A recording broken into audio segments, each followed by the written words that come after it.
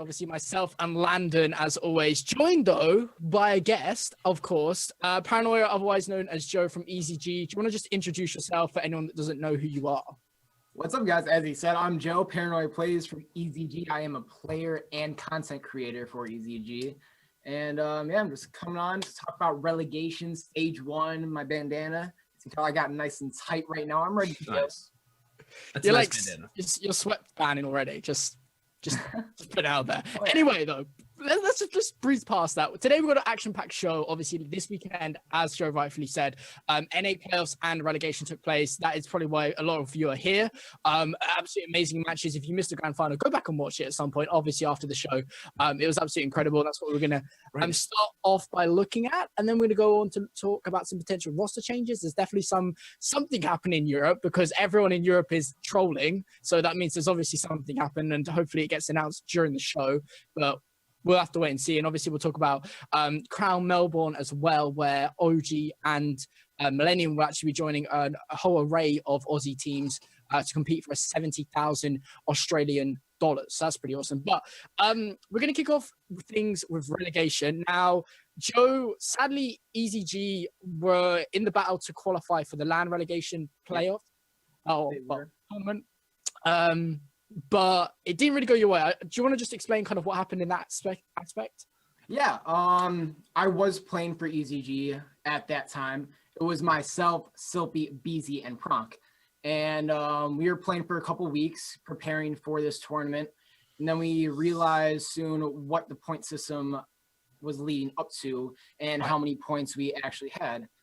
And we didn't believe, or I didn't believe anyways, that we had enough points with the roster that we had. So the options on the table were to go for it, which those three guys that I was playing with, they wanted to go for it. They loved the team that we had at that time. They wanted to go for it, but I wanted desperately for EZG to have its brand in that relegation qualifier. So I made the decision. It was either to drop somebody else to pick up somebody with more points or drop myself, somebody with more points. And I really didn't want to screw anybody else over. I'd rather screw myself over before I screw somebody else over. So I made the decision to find somebody else to replace me. And the other three guys, they're fighting it. They wanted to try it out, and I love them for that. They would rather not have the chance of not playing than to replace me abruptly like that. And I'm very grateful for that. But I wanted the EZG brand, and I wanted those guys in that tournament. So we decided to pick up Johan for that tournament to replace myself. Yes, Johan Santos. And he was under Vigor. He wanted to rep the Vigor brand. And I respect that. I know exactly where he's coming from, me being as loyal to EZG as I am. So we compromised, and we went under EZG Vigor for that tournament. Okay, interesting.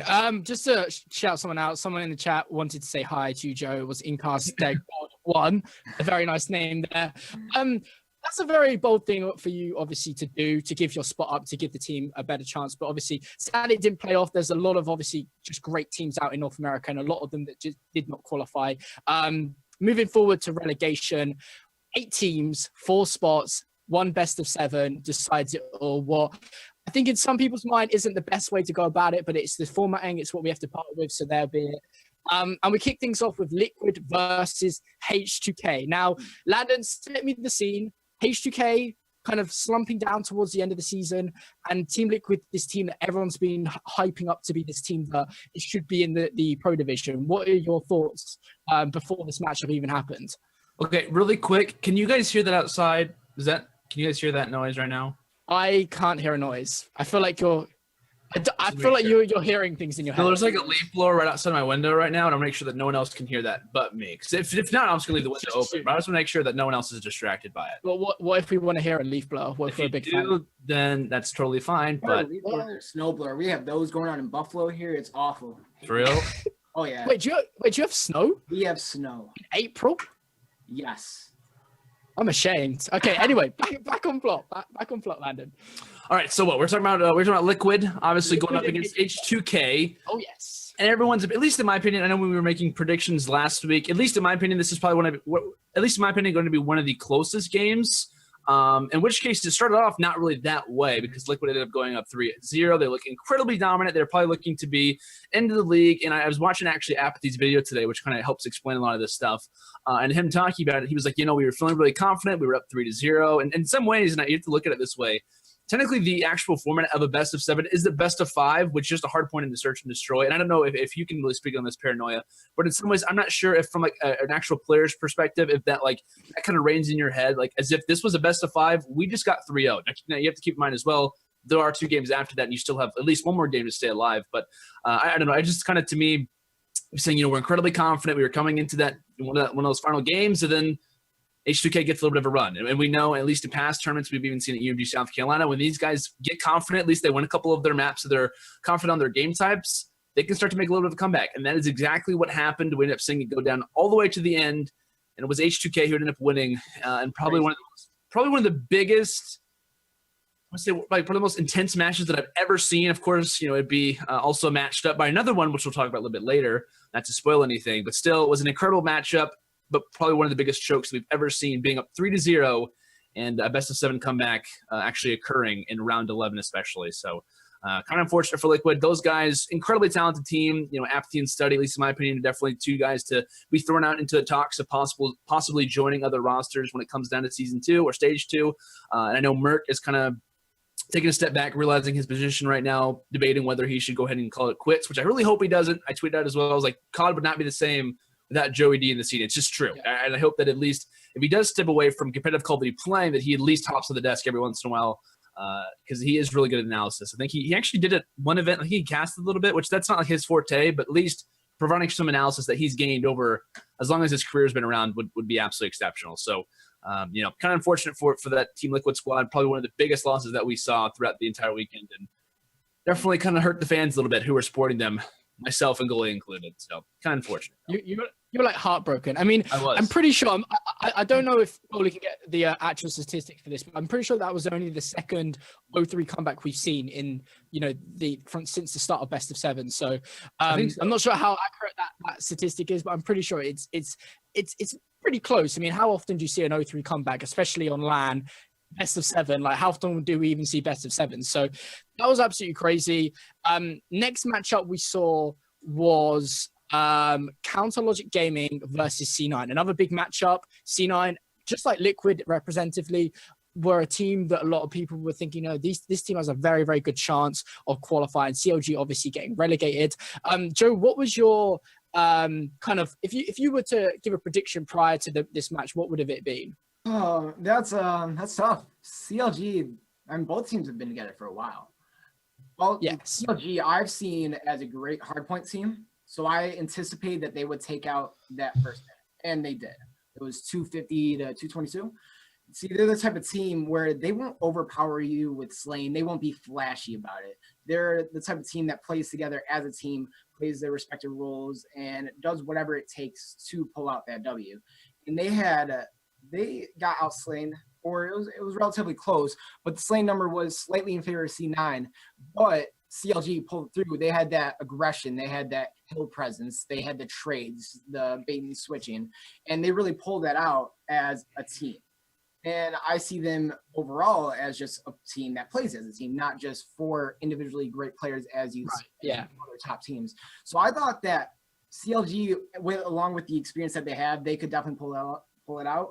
But I definitely wasn't disregarding or discrediting C9 for what they can do. I thought it was going to be a lot closer than it was, but it definitely could have gone either way. I thought CLG probably would have taken it out. Okay, interesting. Landon, are you at all surprised that C9 won in the fashion they did? Obviously, it was hard to kind of compare the teams because we haven't had a lot of LAN matches and stuff. We haven't seen these teams really match up that much. They may have matched up once or twice in obviously the 25Ks, but were you expecting it to be the scenario it was in terms of C9 effectively kind of blowing out CLG apart from the one map? I kind of agree with Paranoid. I don't think this is going to be a blowout. I thought this one would be fairly close. I didn't think that we would see like necessarily as dominant a performance as we did from C9. But you have to credit those guys though. They are an incredibly talented roster, at least in my opinion. I mean, probably the most experienced challenger team in some ways, because you have to look at some of their guys. You know, Lamagod, who's been he hasn't been playing for an incredibly long time, but you know, we have a lot of pros in a sense who've been playing over the years. Happy even was playing for DT for a short time. Havoc as well got his experience in the Call of Duty World League for Envious for a short time as a sub. So. In my mind, I thought these guys were going to take it. I thought CLG might fall a little bit, and all that kind of stems from the conversation that I had with Felny and direct messages, which I've talked about on the show a couple of times. For those who don't know, whenever I actually tweeted out once after they made the roster change of replacing BL5 with accuracy, and I was like, well, I'm kind of curious now because they've been playing their hard points, which is primarily their best game type heading into that release of BL4. That was their best game type without a doubt. Like those guys were pretty much guaranteed that spot on every game that they went into or every series they went into. And after that change happened, they started losing that. They were winning some uplinks, they were winning some search and destroys, and I was like, I wonder what their best game type is. So I tweeted out, I was like, I'm not really sure what to think of CLG anymore because their whole game type situation is completely switched up to me. And he ended up kind of reaching out saying, I'm not really sure what you mean exactly. And I kind of explained, and he was like, well, basically how it works with this new team is that due to the amount of roster changes that we have, our chemistry is just all over the place. Our chemistry is all over the place. We don't know what game type that we're going to win. Our hard points we're most likely not going to take. Our search and destroys are 50-50, and their uplinks and CTF are where they kind of shine. But the hardest part of being good at uplink and CTF is that 50% of the time you're down either 1-1 or you're down 2-0, which is incredibly difficult to come back from. So in some ways, in the best of 7, uplink and CTF, that's only 2 game types compared to the hard points and the search and destroys that you're going to face throughout the entire season. So in some ways, they came out really good winning, I believe, the first hard point. At least it was close. But either way, though, kind of unfortunate for those guys. But C9 walking away with it. At least one C9 teammate. I know Cloud9 was probably holding their breath throughout the entire. A good chance. Please let us in the league after all the sacrifices that they've made. But either way. I mean, looking at it, they technically had a 1 in 4 chance of qualifying, so they pretty much should have easily qualified because obviously they had C9 Eclipse. We're actually going to spiral straight into because C9 Eclipse went up against DT. This was a very good match, like you say.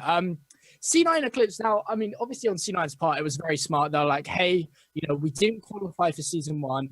Let's give ourselves the best opportunity going into season 2. Let's have 2 teams. Why not? We can have 2 teams.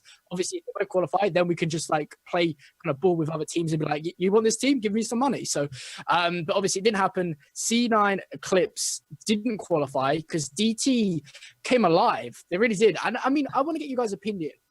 When they had Happy on the roster, it wasn't really working. It wasn't clicking, especially in Search and Destroy. I mean, we know their record for Game 5s is like pretty much the worst, disregard CLG, who had like 0-7 or something ridiculous.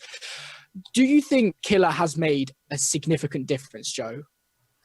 Killer, he does what it takes to win, no matter what. He's never been the flashiest of players, but he is a winner regardless.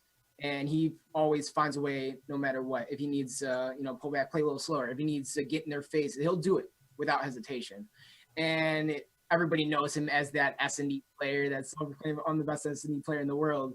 And at that first hard point, he looked like a great Slayer. It was a close matchup. Eclipse ended up winning it by 20 points only. But nothing. 40, and it's impressive because it was an aggressive 40. That whole gameplay from both sides, they're both head-on-head aggression. It was really entertaining to watch. That was what spectator sport should be like. And it was really aggressive, and Killa was slaying, getting the hill, getting their faces, really doing what it took to keep his team in the game. And I think he's a great asset to any team that he's on.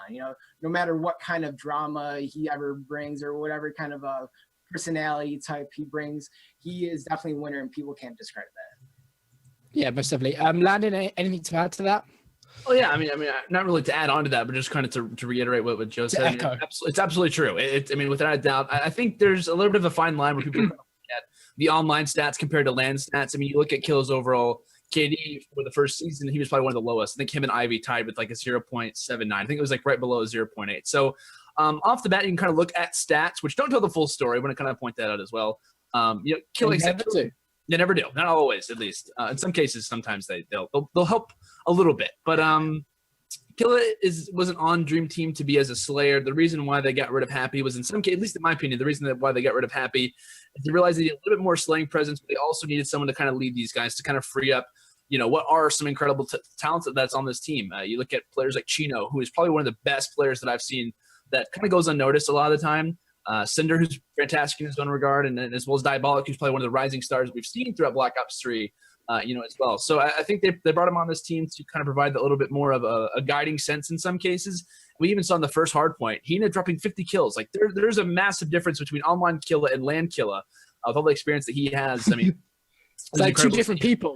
It was, yeah. I think he was honestly probably one of the main reasons that we did see DT end up clutching it up, and it also went down to Game 7, round 11. Funny enough, but yeah, he's definitely the main. I was gonna say, like, it was incredible on land. It was the cherry on the cake, the fact that all season long they've really struggled. Game 5, I mean, we talked about it in past weeks on the Sticks about how they've choked like 5-4 leads or 5-1 leads or 5-2 leads. They've choked like leads that they should not be choking. Yeah. So I think it's just so ironic. The Kessler made points about that too throughout the whole match. You're like, oh, DT, when pressure gets on, they're going to falter. Yeah. And it kind of happened in that last SND. It's like the opposite. They were up 4-0, DT was. And okay, in that sense. Eclipse brought it back 4-4. And then actually 5-4. And then the Kessler were like, oh, yeah, see, this is what happens with DT. But, they pulled through. They persevered over that. And, they stayed calm a little bit and pulled through the W. Clutched up. Yeah, most definitely. I mean, it's so ironic that all season long they can't clutch up when it matters. Game 5, and then they come out of the bag. I mean, I didn't get to see it it being the last match, but if they were at 4-0 and then they lost 5 straight rounds, I can only imagine they're thinking, oh no, this is just a repeat of the regular season. But I mean, I bet they were over the moon when they actually did end up getting them last 2 rounds. Do we know what their map was? The last map that they played on for Search? I'm curious. Redwood. Okay, I was curious. I was gonna say if it was evac, like the same experience that they had versus CLG, whenever they were actually lost. Wasn't that actually for qualifying for stage 1? Whenever what was it? I think Chino tried to use the HDXD card to blow up methods, and he ended up defusing the bomb. Did that happen at that tournament? Whenever they're trying to qualify? That was for the regular season. That was for the first season. I thought that was regular season. Was it regular season? I don't remember. Yeah, it was. I'm just curious. Like the top plays where like he killed him and he had a dart and he had to shoot the dart and then he overdrive to the bomb on Redwood. No, that's a different one. That's a different. Okay, I'm thinking of something else. Between Killa on LAN and online, or just that team in general, is like the emotion that rises from Killa and that team online. It's hard not to get complacent at times. Is like the tedium that comes along with the league. I know it's the pro league and a lot of people would kill to be there, but it's just like the same thing over and over. And when you're at that level, it's kind of like scrimming a little bit for them. I don't know. From what I've heard about a few teams, like it's not taken as seriously day to day as it should be. So with that tedium, maybe there's not that tenacity that comes along with it. But when it comes to LAN, that's the place to be. That's what you're working toward. So all those emotions aside, all of that, complacency, you put it aside for this single series that pretty much determines how things are going to go for you. I think that's really what helped them clutch up and become that clutch team that people don't see them as. Okay. That's an interesting opinion. I can definitely kind of see it, even though throughout the regular season they've been a bit all over the place. ET obviously reclaimed their spot. Sadly, C9 not getting 2 teams in, and obviously then having to play with who they're going to sell the spot to. But the last matchup obviously had a lot of drama. TK versus King Pappy obviously started off with King Pappy getting the win because TK were going to get forfeited because if for anyone that didn't know, Gunja actually couldn't get into the US. He's a Canadian resident, and for whatever reason, one of the most important tournaments of his career, and he's denied access to the US, and he needs some sort of a visa. I think he tried to get a lawyer involved. Basically, one thing led to another. He could not get into the US, and ESL basically forfeited them. But then, kind of with all the let TK play tweets and everything, they actually ended up saying, hey, look, if you can find someone that's not in the pro division, that didn't play in the relegation tournament, you're more than welcome to use them. And lo and behold, obviously, they had Nade and Embos there, 2 players that are more than capable of playing, that obviously did not compete. So they went with Embos. I didn't actually get to watch too much of this match. Was there a significant lack of not having Goonjar? Because obviously when you look at these 2 players, Embos is more of that OBJ SMG player, whereas Goon's more of that AR Slayer. So there must have been a very much a lacking of that AR dominance that he brings. Yeah, it's kind of interesting that I mean, I know we can kind of bring up. It was honest. I want to mention this before we talk into the game. How incredibly sad that it is for all the Team Caliber fans who are out there.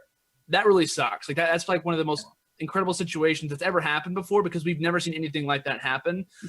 But it kind of just goes to show, if you are coming from a different, country, kind of coming over toward the to the U.S. or even wherever you go, to make sure that you do have all of your paths covered. Make sure that nothing can cause you any issues moving over to different situations. But still, it definitely showed in their first game. Royalty for King Poppy is absolutely incredible. Everyone remembers him back in Advanced Warfare. As soon as Epsilon NA announced him, everyone was like, what is this guy going to do? And he just silenced every possible question that had been brought up about him. I mean, Royalty's absolutely incredible. He dropped like 51 kills their first game.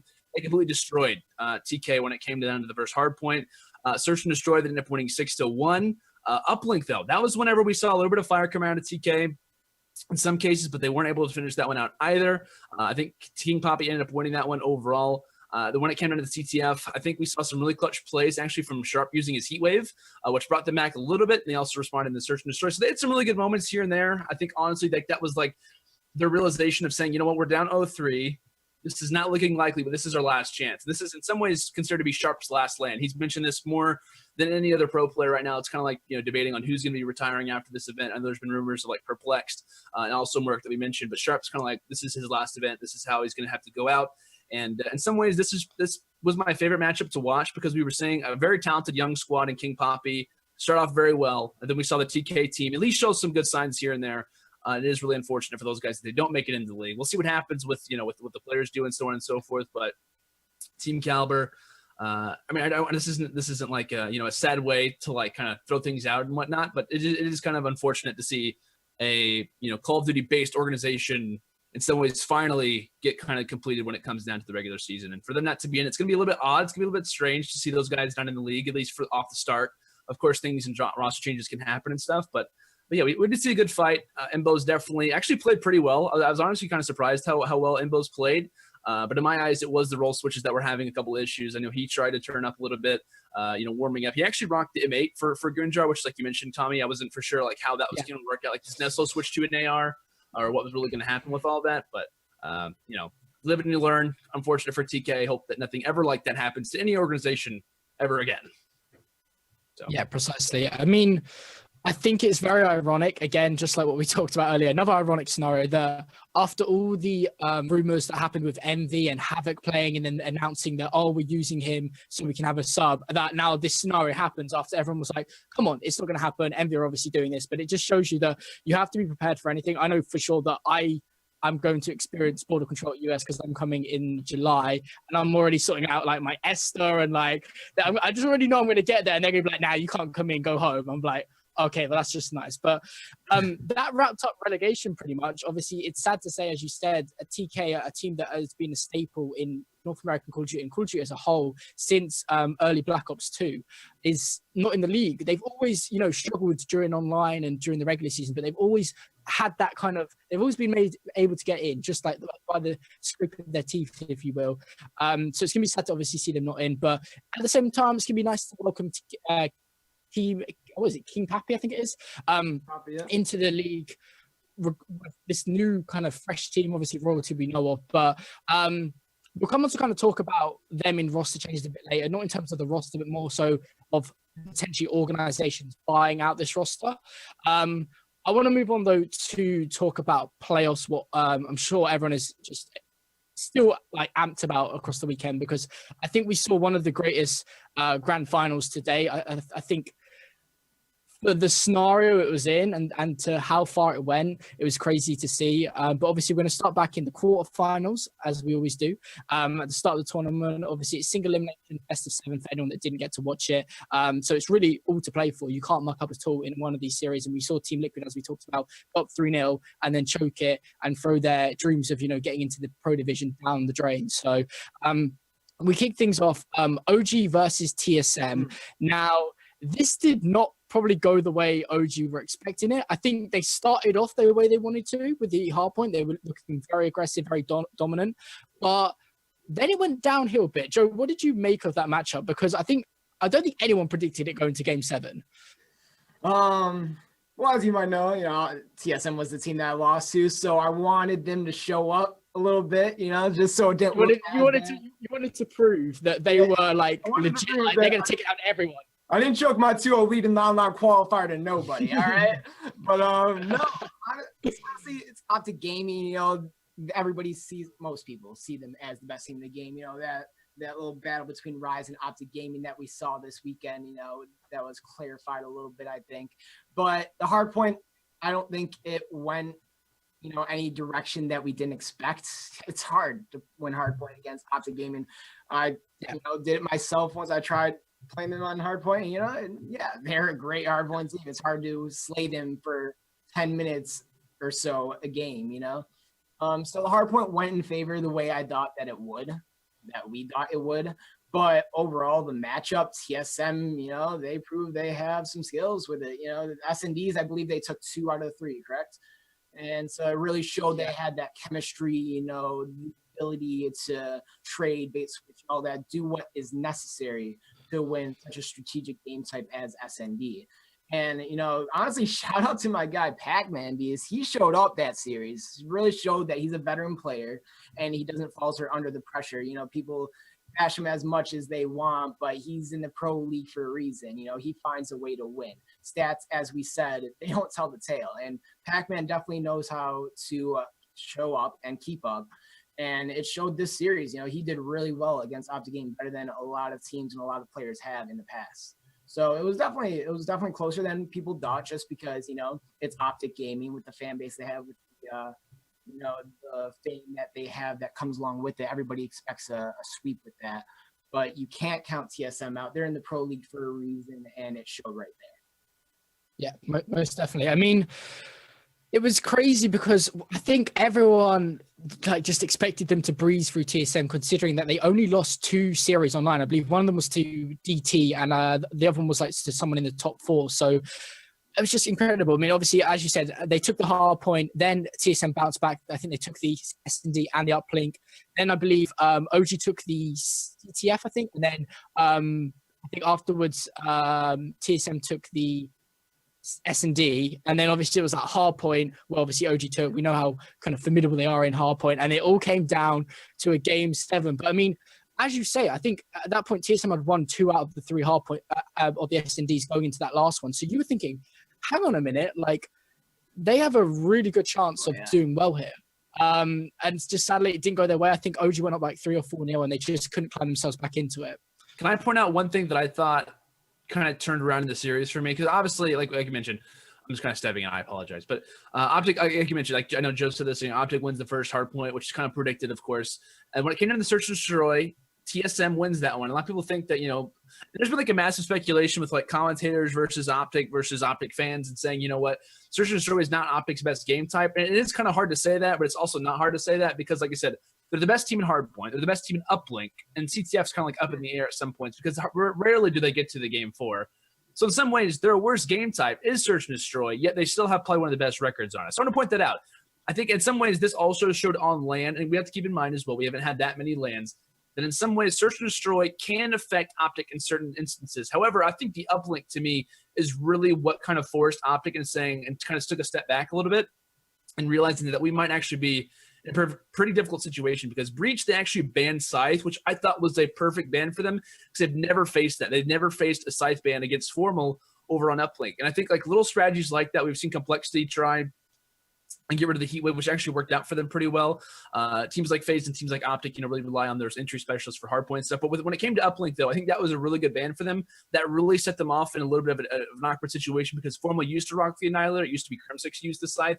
And so since then, they've never really had that transition where they didn't have Formal constantly providing that slaying presence, especially when it came down to Breach. But teams like TSM and teams like H2K, who do have that solid Annihilator player in both Pac-Man and also Fears, is incredible to me. I love that idea. I love that strategy of being able to do that. And at least in my opinion, coming from looking very, very specifically at all the maps and stuff, I think that's kind of where we saw Optic in some ways realize and say, you know what, we can't take necessarily every single map. And I think that kind of in some ways surprised them. In some cases, Stronghold CTF, much like every other Stronghold CTF, went into overtime and so on and so forth. We did see TSM win a lot of the searches in some cases, so that kind of proved that Optic search game. It might not be as on point when it comes to LAN. Obviously, there are a lot of more opportunities for them to change that. And obviously, the hard point went their way and stuff. When it came down to Game 7, very, very close game toward the end. It was Optic who ended up winning that one 6-3, but at least in my eyes, losing 2 maps straight, especially Uplink, which is statistically that they're the strongest team in a particular game type, was a massive surprise, and seeing a brilliant strategy from TSM really, really, I kind of noticed it pretty quickly. Yeah, I think they would have definitely gained a lot of confidence from taking the uplink. And as you said, I think OG at that point were like, well, okay, we could understand maybe losing the search, but now the uplink as well. And CTF, is, I think, a game type that there's a lot of strategy involved in it, and it's not really about the slaying, it's more about getting them important kills. It's about working as a team to push the base and get 2 or 3 kills at the same time to then push the flag and obviously get it out. So they must have been obviously shaking a bit at that point maybe, but they ended up clutching up, winning in Game 7. Not the fashion, as I said, I don't think they would have expected to go out in, but they ended up winning, what is the main thing. Moving on from that, Rise Nation versus LG. Now, again, I think Rise with the number 2 seed. I fully expected them to win, and they obviously did. I don't think LG. I mean, I don't want to discredit LG because I think they're a great team. They did really well to obviously get to playoffs. But I think Rise were just clearly the better team in Respawn. Do we agree, or are you going to disagree? There's no disagreement here. Rise definitely has okay. Needed to win Respawn. 100%. Landon? Agree. Yeah, Okay. 100%. Yeah, without a doubt. Okay, well, with that being considered, I'm just going to move straight past that match. I mean, as I say, LG... Well, no, we have to talk about it.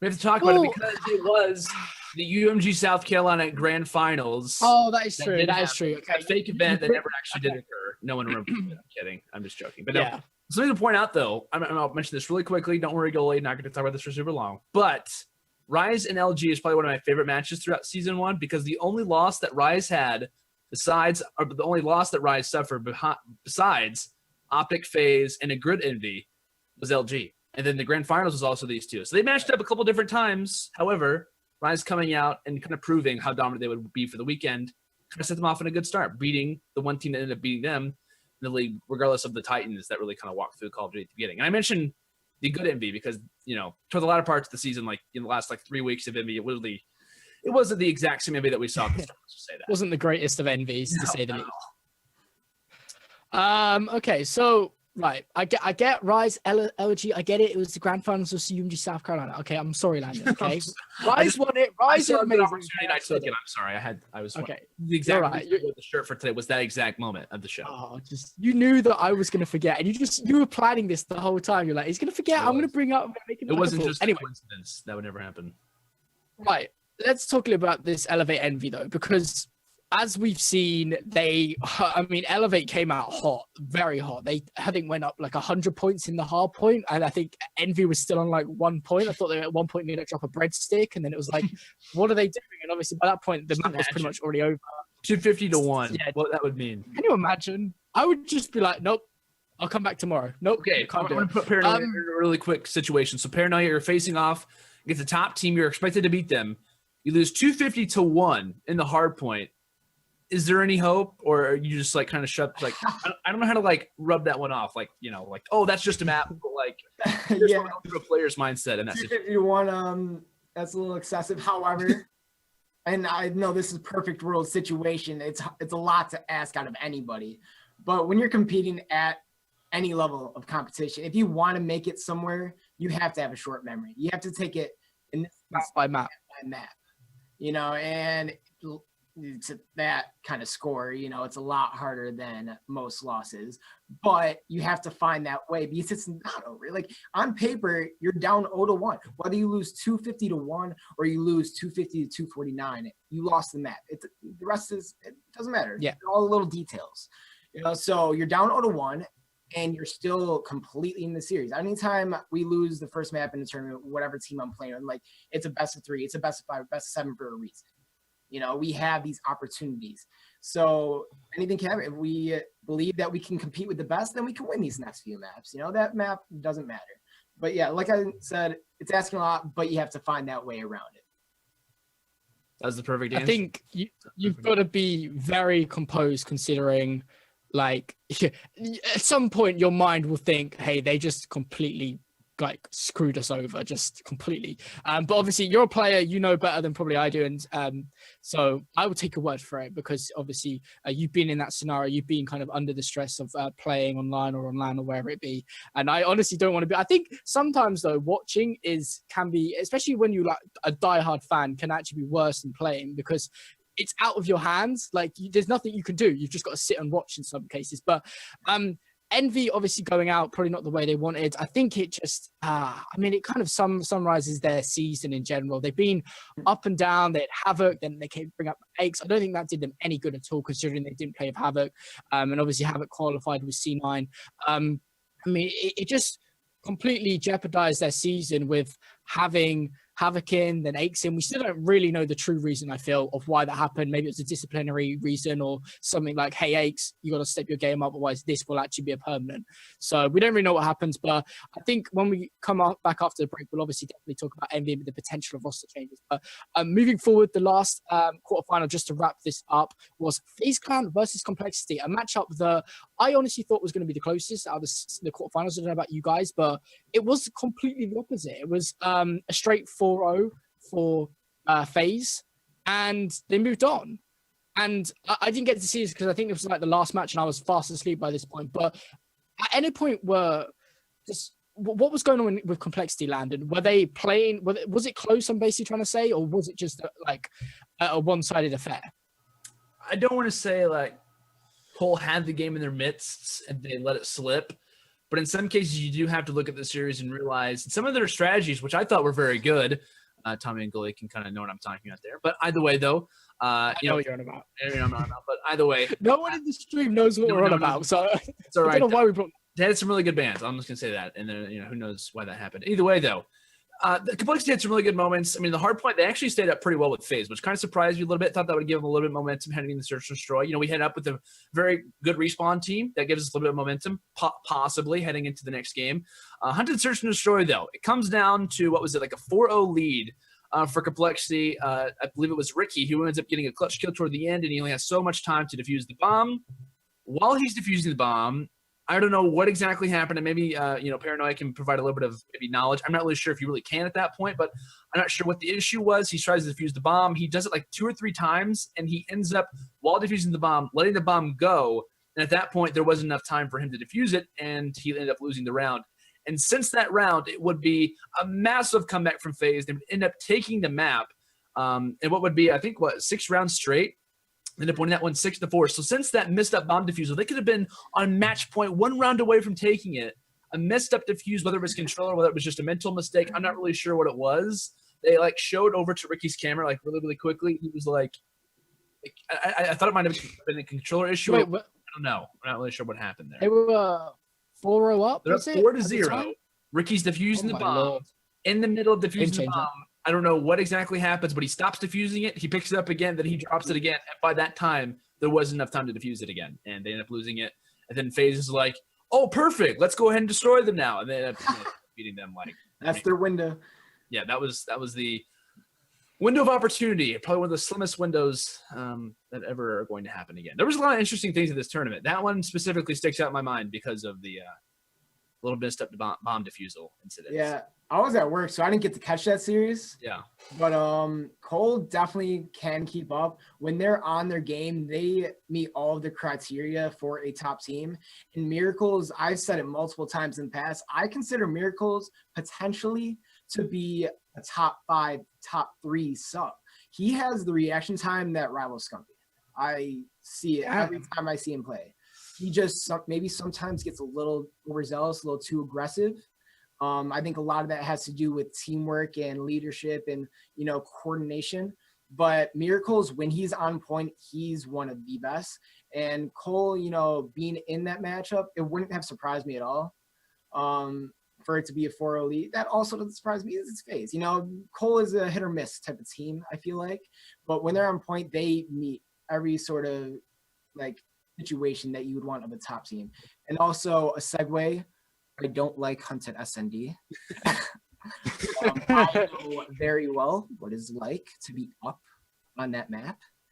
And every time I play that map, every time that I talk about that map, a piece of me dies a little inside. Oh, I'm sorry. And I still have nightmares. Oh God. Being up 5-3 on that map for what's the issue with the map, Joe? What's the problem? That was the map that I lost to TSM on. That was the round, 5-3. You had to bring it up. I have to, because every time that map comes up, I'm sorry if I bring it up, but that's just, it's a part of me now. That's my lifestyle. But no, that map, I wish there was more ways to practice. It was in UMG for, a little bit. I think it was like a couple weeks. So I'm like, finally I get to play it, wagers a little bit, get some practice. I don't know why they took it out. The same with evac. But, it's hard to scrim that map. Not many teams want to scrim SND. We luckily had EZG West, which is our, for the most part, under 18 team who they are playing in the PA League. They actually Casman's a beast, by the way. Casman is a beast. He's once he turns 18 next year, you just watch out for that team. They're gonna be on the map. But they won that PA League, and they scrim S&D with the team that I had in the past, and having people that would do that and take it seriously, do the strats that you would normally do just to see if they would work or not. That's essential, man. You got to play S&D because it's the game type. S&D winning championships. Interesting. Well, I mean, let's hope we don't have any more haunted nightmares. That's what I'm saying. But moving into semifinals, two very good matchups, to say the least, on the Sunday. OG versus Elevate and Rise versus FaZe. OG Elevate went in favor of OG. As we know, OG won the entire event, so of course they won this matchup. They won it 4-0 though. Well, come on. If people aren't here for the spoilers, what are they for? I mean, come on. I mean, apart from Joe, but obviously. But anyway, are we at all surprised that it was 4-0 though? That's what I want to know, because we know that Elevate are a pretty good S&D team. They're a good outplink team as well. So I'm a little bit shocked that it ended in a 4-0 fashion. I know that OG probably really wanted to bounce back after that performance against TSM, but 4-0 was just like, okay, that's over. Let's just move on. I don't know if Joe wants to speak on this or not, but at least in my opinion, if you would have asked me before this event would have started, I would have said, maybe we give Elevate a little bit of credit here. I think of their overall map count versus OG, I'm looking really quickly. I think they ended up winning 3 out of 9 maps, losing 2-0 to Optic, of course, because they only ended up losing to Cola and to Dream Team and stuff. But coming into this series, or coming into this overall event, I was thinking if this matchup would have happened, which I thought it would, I would have said probably maybe give him a map, maybe give him 2 if you want to be a little bit lucky, or be a little bit, overbearing a little bit. But when it came down to their loss, or almost near loss to TSM, I was thinking, I don't know what's going to happen. I mean, maybe Elevate comes out really strong. Maybe they do the exact same thing that TSM did. Whatever things came out of that match, I'm not really sure exactly. But I think that was in some ways like OG's realization of, what, we came really close in that match. Let's never let that happen again. Of course, it would come even closer than they would have liked in the series prior after this one. But still, I think this doesn't really show how talented of an Elevate squad this is. They start off the game being pretty talented uplink. Of course, as time went on, slaying teams seem to be a lot more dominant in this particular game type over others.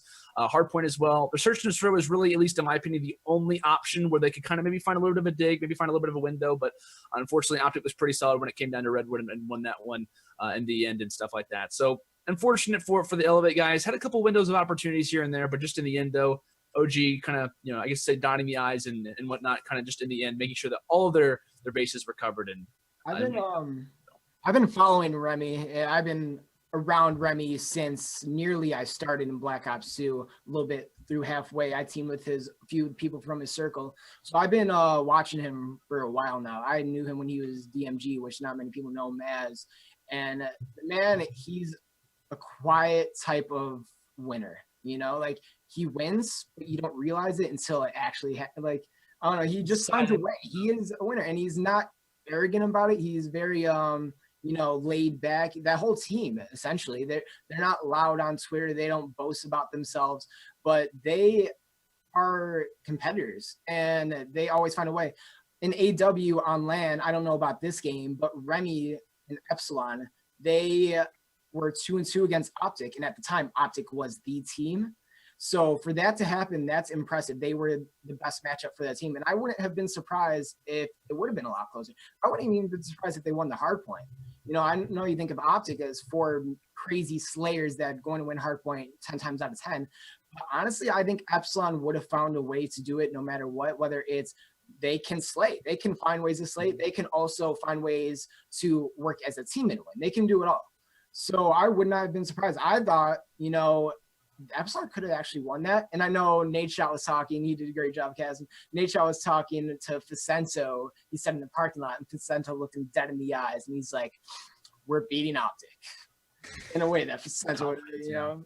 But yeah, he has that. Only Facento. He has that confidence. Yeah, he has that confidence. And, you know, there's a good reason for it. They're a great team. And I don't think, like you said, I don't think that, you know, 4-0 was what Epsilon's was. I don't think they were at their best, but Optic was playing very well. But I still think that, you know, aside from maybe FaZe or Rise, Epsilon is also right there with the best that can compete with Optic just by how they play. Interesting. Well, I mean, all I'm going to say is just to finish off this point. I remember seeing Facento for the first time back in Goes at, I think it was AL Dallas, where he came like 3rd or 2nd at the event. I was like, this guy is just a monster. He went on just the most insane streak possible. I know there was only like TK and like Face Black or whatever at that event, but it was mind-boggling. But anyway, moving on, Elevate sadly fall to OG as we talked about. Rise FaZe, Landon. Rise 4-0 FaZe. What is it with this FaZe team in BO3? It's just like they're not what they were towards the end of AW. I think that's something that kind of honestly rides on their mind constantly. The FaZe team has made not only countless, I don't want to say that at all, but they've made a number of different role switches throughout the entire season. And then they start off the season kind of rocking play with the sub, and they kind of over time switch him to an AR. At some points, at least for a long time, they're running 3 ARs and 1 sub attached, really only being that player. And then kind of just depending on what map it is, depending on what game type it is, honestly, you really don't know what FaZe is going to do, which kind of works out in their favor because you don't really know what to ban against them. You don't really know what to be expecting coming to that map. But neither does FaZe. That's the only problem at times.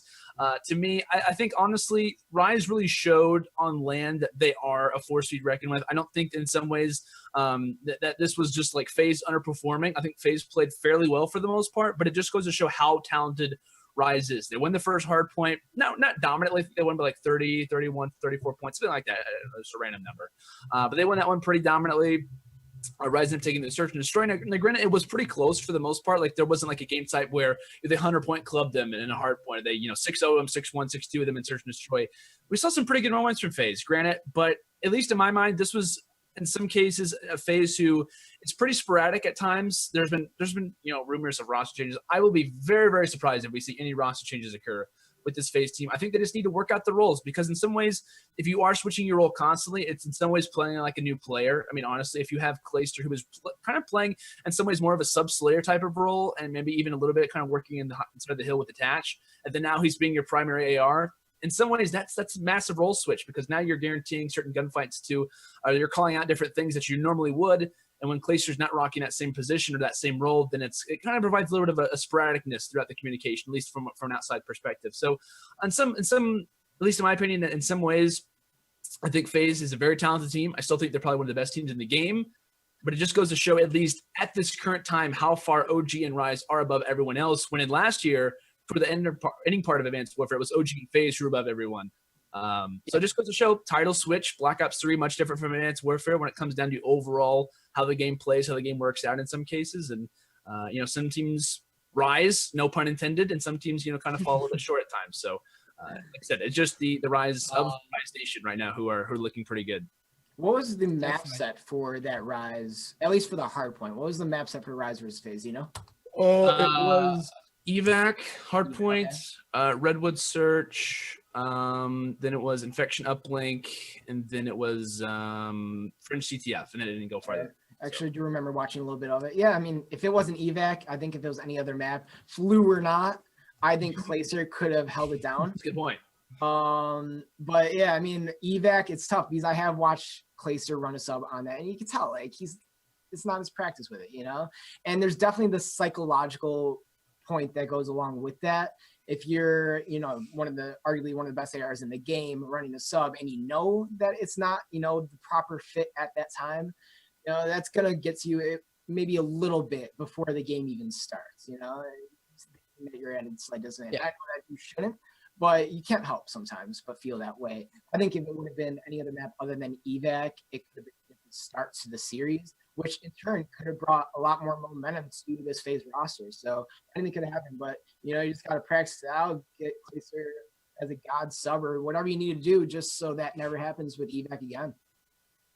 Interesting. Well, I mean, ultimately the end goal for the most part for these top tier teams is obviously to win COD champs. That is the end goal. That is what this is all in preparation for. So if this performance is a learning curve for them and it makes them sort out their roles, sort out certain maps and game types, then ultimately it's a win-win for them, because they're obviously their competition are ahead of them at the moment. There's no doubt in accepting that, but they now have to, they're behind. They have to now make up time, if you will, going into stage 2 and improve throughout stage 2, continue to improve to get to the point. Because I think we can all agree this team has the capabilities. It's not like we're saying, they're playing to the best of their abilities, but they're just not good enough. There's no way we are saying that. These players are phenomenal players. As you talked about, they were absolutely incredible. You could argue that FaZe probably, if not towards the end of AW, the best team, although OG did win World. So I'm not going to start a debate. I don't want to start a debate. But they're definitely like ultimately, the top 2 teams. I think you can kind of say that. To the end of Advanced Warfare, they were the top 2 teams in the game. Yeah, that's what I should have said, because I just shot myself in the foot. But here comes the war. Players. Yeah, exactly. Okay. We know these players can win. We know these players are capable of it. We're not saying they're not. They just need to work on the little things around it. The meta, the game's going to continue to evolve. I'm not convinced that we're not going to see more patches and different guns, tweaks and stuff. So they've just got to adapt to what happens and continue to change and improve. So I still think they're definitely a contender. I don't think they're a team that you just got to rule out away from OG and Rise, definitely. But obviously they've got to improve now. It's on them to improve. So. But it left us what we, I think, all wanted at the end of the day. Rise won the first 2 events. OG were this team that everyone was like, oh, they only lost 2 series online. We've got to see this matchup, and we got it. And boy, oh boy, was it an incredible series. Again, I hate being in the EU because I actually fell asleep. I think at 3-0 up OG, I was subconsciously thinking, they've won this. I might as well go to bed. They're not going to come back. But lo and behold, Rise obviously did come back. I presume you both watched it. What was going through your minds during that comeback? Because I think the biggest thing for me, if I was watching that, was when Rise won that second hard point. Knowing, I think OG to that point hadn't probably lost a hard point, and knowing that Rise took it, one of OG's best game types, and going into a search and destroy that they were quite level on. Like, what were you guys thinking? Joe, we'll go with you first. Yeah, no, I think you're not alone when seeing Optic up 3-0. I think a lot of people might have seen that from that. Also, I'm going to bed. It's gonna happen. But no, I was actually in a call with my owner at that time when it was coming up on that hard point, that second hard point. And I told him, I'm like, it was actually midway through the search. I'm like, if it gets to this hard point, it's Fringe. That is an AR map, and that's where Octane shines. So I'm thinking that, Rise can take this Fringe map if it goes to it. And that's exactly what happened. He went off. I think he dropped like near 40, double K. I know it doesn't matter, but, it's the principle. And he definitely went off, and they won. And, it's just because that AR dominance, the matchup between Formal and Octane, I think it's more underrated. People are quick to say that Formal is the best in the game. But Octane is up there right now on that sort of map, that really is better for an AR. It showed. Okay, Landon, what was that last map like? It was Infection S&D, I believe. It went the entire distance. What was your emotions at that point? Because I, just as a general esports fan, you don't even have to be, a massive avid supporter of either teams. Just being a neutral, you could see the viewership just skyrocketed with this matchup. What was going through your mind? And just talk me through the last kind of phases of this matchup. So not to be cheesy or anything, but I was honestly, I was really excited that we finally, this is the opportunity. This is the first LAN that we've had where everything's working properly. In some ways, the top teams, like the relegation teams or the challenge teams, could have. It's not like an open event exactly, of course, but still, this is an event. We're finally here. We've reached the pinnacle for right now, at least as far as we can get to. viewership is at its best. And honestly, I tweeted this out, and I sounded probably like the most cheesy person alive. And I was like, I am just enjoying this moment. I'm loving this moment because this is why I love competitive Call of Duty. When everyone's watching it, it's really close. You don't know what's going to happen. I know that sounds incredibly cheesy, and that's totally fine. But I just enjoyed. I watched it. I tried to, of course, watch it from a perspective of not really considering who's going to win, but just, watching it and seeing all the incredible plays. The fans, granted, there weren't that many fans, of course, due to seating and stuff like that. But I imagine if there would have been even more, it would have only been more incredible. So comes down to Infection, Search, and Destroy. And I figured, honestly, if Rise does win a map, it comes down to what Joe said. If it comes down to Fringe, which it ended up doing, I thought that Rise was probably going to take that one pretty convincingly, because if they respond in the Search, they come back in the CTF, I'm like, they've got the forces to a Game 7. This is OG getting in on their back foot, trying to at least keep the momentum going. This has always been a problem with the Optic roster, is that they can never, and I don't know what it is, no matter what the team was, it's just under the Optic org, you have a lead, you lose a map, then you start in some ways to kind of, back up a little bit. You give that team a little bit of momentum. I'm not sure if it's just the teams who are playing against Optic having even more momentum going up against the most, popular team in the game. And in granted, in Advanced Warfare and Black Ops 3, the best team in the game on top of that. Coming into Infection, Search, and Destroy, I was curious to see what would happen with the sniper play. Snipers were banned out. Overkill was knocked out. Pretty standard play. The Shiva was actually knocked out of this game. We saw some Shiva play come out a little bit, which I think, for the most part, actually helped OG for a little bit of the time. But Rise kind of turned up a little bit toward the end.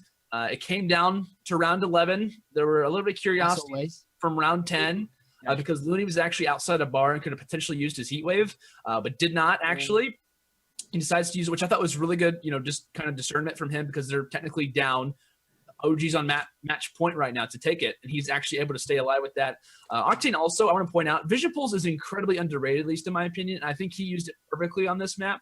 I believe Krim ended up choosing it as well, but I think honestly on Infection and maybe even Stronghold, Search and Destroy, those two maps to me are perfect for Vision Pulse. And I think it's kind of underrated, at least in my opinion. But came down to round 11. Rise starts to respond a little bit. I think it came down to Classic finding the first blood over on Islands, which was actually pretty incredible. And then I don't think we saw it exactly, but Looney had an opportunity to use his heat wave in a gunfight and potentially clutch that up. I think from what he said on Twitter that he was not able to kind of press it fast enough. The kind of being in the moment as well, you're not able to kind of press it down as quickly as you can. He ends up losing the gunfight. Karma gets a 2-piece, which I believe wasn't showed on screen. I believe he was kind of behind two players because Looney lost that gunfight. Those two guys turned around, and then Karma was there to finish him off. And OG wins. The chat explodes, and everyone, besides Rise fans, a couple of fans of the game just in general, are celebrating across the world. And the 230,000 people who were watching it enjoyed it. And I thought it was honestly fantastic. Good way to end it. Game 7, round 11. And I'll say this to kind of end out my point. I think throughout all of Call of Duty, no matter what the competitive game was, you always think of a specific series that kind of defines it. From Black Ops 2, to be honest, I think of maybe even just COD champs between Cole and Envious. I think of the crazy matchups that we saw between Impact and Envy, especially on Stronghold not Stronghold CTF. What am I saying? Just in CTF in general.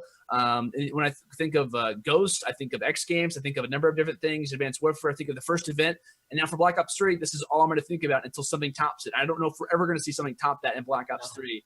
But through every competitive title, there's always a series that I relate to. And this one, that was like a book. You couldn't have written a better series. You really couldn't have. They're down, and then they claw their way back to as close as possible as you can get.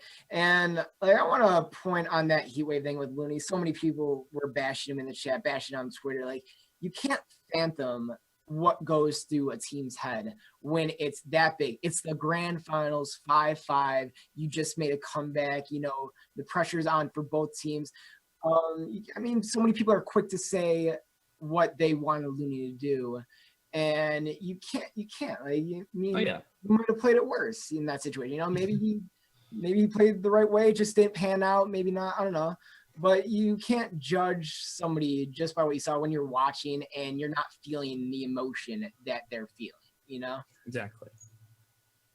Interesting. Yeah, well, played really well. As you summarized, I just wish I was there to live it as it happened rather than find out what happened and kind of read it. I was like, well, I know they've won, but I was still watching it wait, this went to round 11, game 7, what the hell? But as someone said in the chat, I think we hit 228,000 concurrent viewership. That just mind-boggling to think of that number watching, especially with like the CS Major and other events, big events going on around the esports world. But OG are now the champions of stage 1. Obviously, going into stage 2, they will be defending their title. Rise and OG, do we see a bit of a rivalry like we did with FaZe and OG in AW? We will have to see. There's a lot of storylines developing. What's the good thing going into stage 2, and I'm very excited to see potentially what happens with some rosters, and potentially if certain teams make roster changes and what happens. And we'll be talking about that after this commercial break. But just before we go, Joe is actually going to be leaving us. So I'm going to let him do a little outro. I'm going to let him do some shout outs to anyone he would like to shout out. You may go. EZG underscore esports on Twitter. That's the major one. Follow them. Follow them. Give them a quick little follow. 5 right now. Big things coming for us. Actually, a lot of growth behind the scenes. I'm actually going now to talk about some of it with the staff and whatnot. And there's a lot of good things coming. So look out for EZG and follow these guys here. Thank you so much for having me on, guys. I really do appreciate it. I had a lot of fun.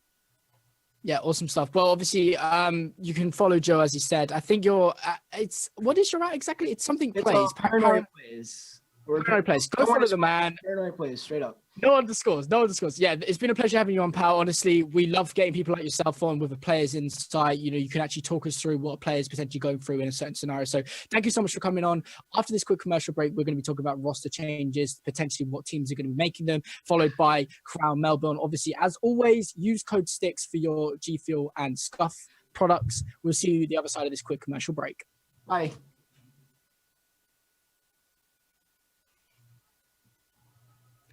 Welcome back to the TheSTiKSLive, guys. Hopefully you had a nice, refreshing break, if you will. Obviously, Joe was a great insight to have on as a player.